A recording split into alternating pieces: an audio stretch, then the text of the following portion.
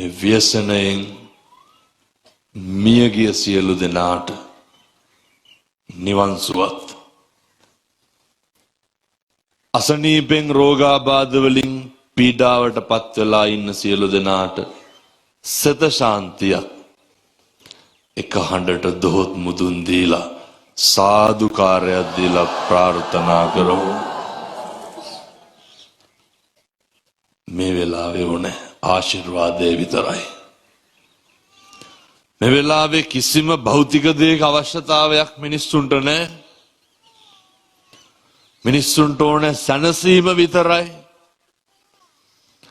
මිනිස්සුන්ට ඕනේ මානසික සුවය විතරයි. එහෙම දේශනා කරන්න හේතුවක් තියෙනවා. නේ පෞල් පිටින් යට වෙලා පස්සලට තාත්තා වැඩට ගිහිල්ලා එනකොට මුළු ගෙදරම යට වෙලා, දරුවා විශ්වවිද්‍යාලේ ඉන්නකොට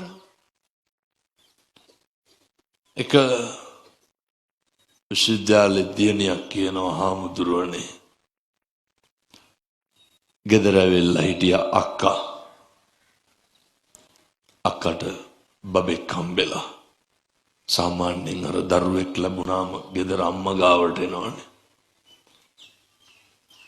මේ මනුස්සෝ විවාහයක් කරගෙන දරුවෙක් හදන්නේ මොන්න තරම් හීන ගොඩක් තියාගෙන අර ලේහත්ත වගේ පොඩි එකා ඇකේ තුරුල් කරගෙන කිටකොට වෙන්න ඇද්ද?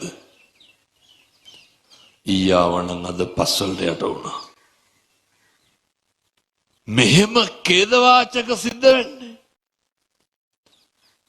මේ වගේ 100,000 ගණනින් ඛේදවාචක සිද්ධ වෙනවා. මේ ඛේදවාචකයක් අස්සේ ඉගෙන ගන්න පාඩම් ගොඩක් තියෙනවා.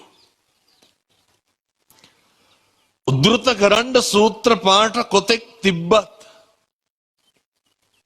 නිතැතිම්ම සිහියට නැගෙන්නේ පින්නතුනි සියලු බුදුරුන්ගේ අනුශාසනාව. වෙන මොකක් නම් දේශනා කරන්නද? සබ්බ පාපස්සා කරන සියලු පව් නොකළ යුතුය. සියලු පව් නොකර ඉන්න පුළුවන්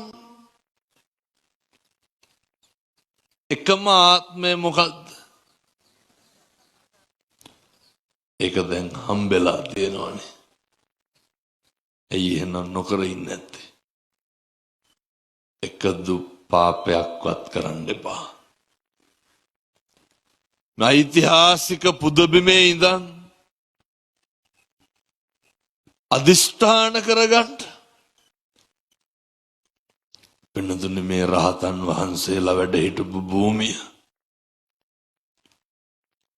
අවුරුදු 10 ගානක් බුදුගුණ කියපු මළුව, කෝටි ගානක් මිනිස්සු සිත් පහන් වෙන්න වැඳුම් පිදුම් කරපු භූමිය අදිෂ්ඨාන කරමු. ඓතිහාසික පූජා භූමියේ ඉඳන් කවදානම් අය තිස්ස මහරාමේ පන්සලේ ඉඳන් බණ අහන්නද පින්නතුනේ? සංසාරේ මෙහෙම භාග්යක් තියෙන්නේ කොච්චරවත් පින් කරලා ඇති.